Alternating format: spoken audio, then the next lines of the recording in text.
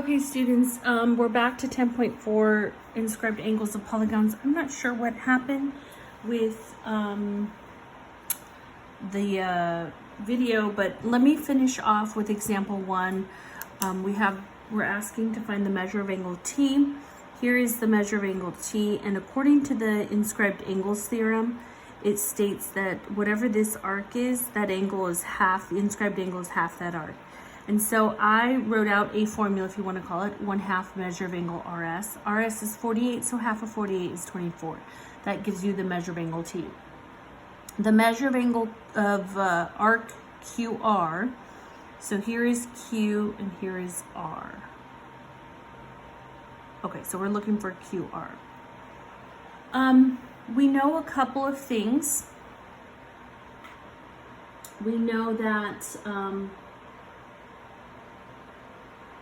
why is that not looking right? QR.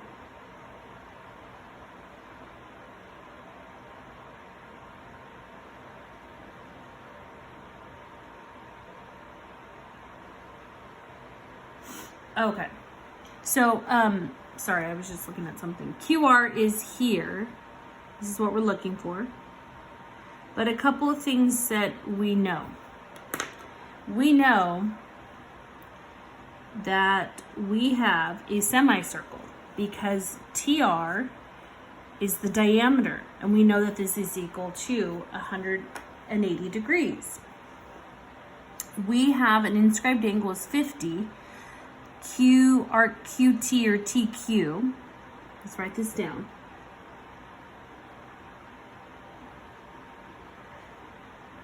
Arc TQ is going to be twice the measure of angle of our inscribed angle. So 2 times the measure of angle R.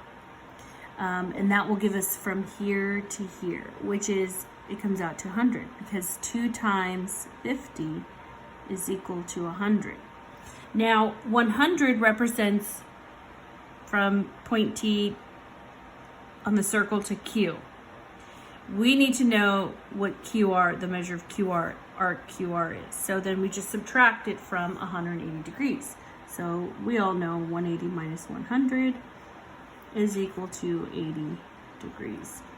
There's your answer. So you kind of have to look at the diagram and kind of figure out what information is given to you, and then hopefully you can figure out by then. Okay, so find the measure of an intercepted arc. So find the measure of angle, let's see.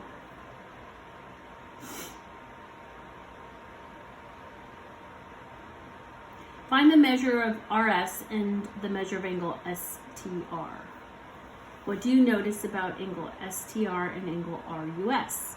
Okay, so find the measure of RS. Here to here. Well, if you take a look, we have an inscribed angle right here. Our inscribed angle is angle U. And, or you can call it angle RUS. And we know if this is 31, this arc is 2 times the measure of angle U. So the measure of arc RS is equal to 2 times the measure of angle RUS. So the measure of arc RS is equal to 2 times 31 degrees, which gives you, from here to here, it's 62 degrees. Okay, so we found the measure of RS. Find the measure of angle STR. STR. Okay, so I can use this green color. So we're looking for this green color, STR. Well, again, if we know 62 degrees is the measure of the arc, according to the inscribed angle theorem, we're going to divide it by 2 or take half of that, half of 62, and that will give us the angle. So the measure of angle STR is equal to 1/2 the measure of arc RS, which means Look at that. It's also 31 degrees. Okay, so what do you notice about angle STR, this angle, and RUS? So the green and the orange angle. What do we know? Oh, look at that. They're congruent. We notice that angle STR is congruent to angle RUS.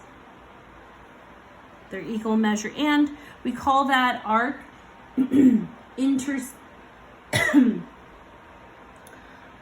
intercepted arc. So they have the intercepted arc, the same intercepted arc. So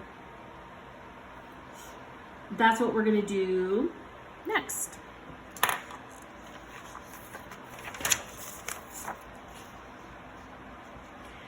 All right, example 3. Given the measure of angle E is equal to 75 degrees, find the measure of angle F. Okay, so let's take a look at the measure of angle E, which is here. Notice how E, we can use this aqua color. It has an arc of GH.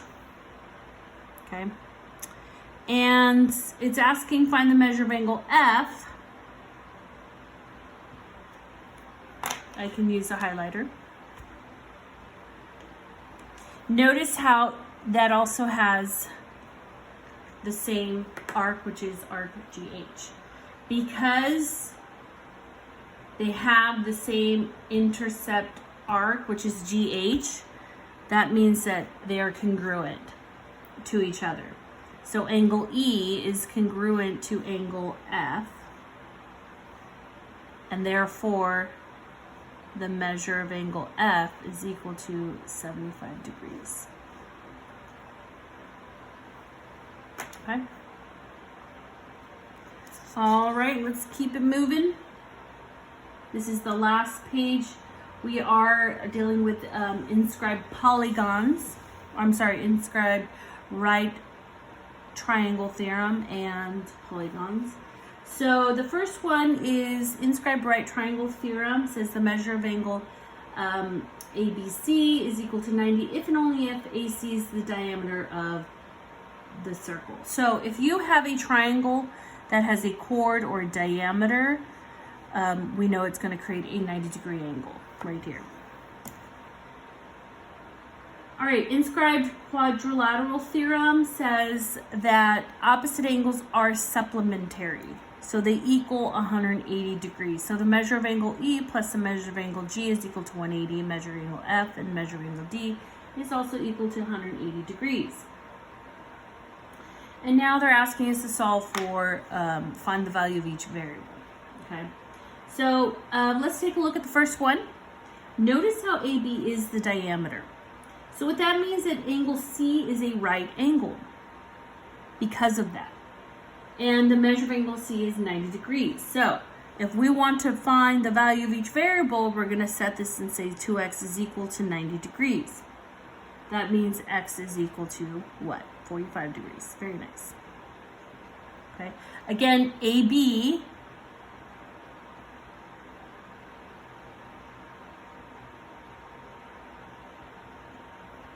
therefore is 3 little dots. Therefore, the measure of angle C is equal to 90 degrees. How do we know that? Because of that theorem that we just talked about. So you have to study these theorems, okay? Find the value of each variable. Let's take a look at B, which is our last one. DEFG is inscribed in the circle. So because we have a quadrilateral four-sided polygon that's inside a circle, this should come to mind. Opposite angles are congruent. So if I want to solve for angle Z, I know that angle Z and angle F are supplementary angles. So the measure of angle D plus the measure of angle F is equal to 180 degrees. If you substitute, the measure of angle D is Z plus AD is equal to 180 degrees. Subtract 80. Z is equal to 100 degrees. Okay, so we figured out what Z equals. Now let's try to figure out what Y equals. Well, remember the measure of angle E and the measure of angle G.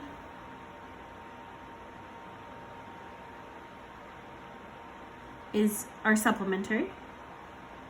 And substitute, we know 120 degrees plus Y degrees is equal to 180 degrees. Subtract 120 degrees, 120 here, and voila. The measure of angle, Y is equal to 60 degrees. So that solves that.